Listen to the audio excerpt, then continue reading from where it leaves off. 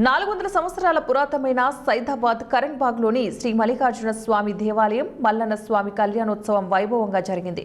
మల్లన్న శరణు శరణు అంటూ జయ జయ ధ్వానాలతో పరిసరాలు మార్మోగాయి.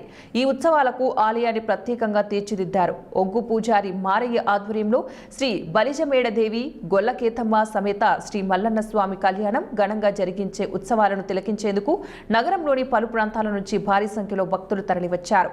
మధ్యాహ్నం అన్నదాన కార్యక్రమాన్ని నిర్వహించారు. ఈ కార్యక్రమంలో ఆలయ కార్యనిర్వహణ అధికారి విఎస్వి సత్యనారాయణరావు పాల్గొన్నారు.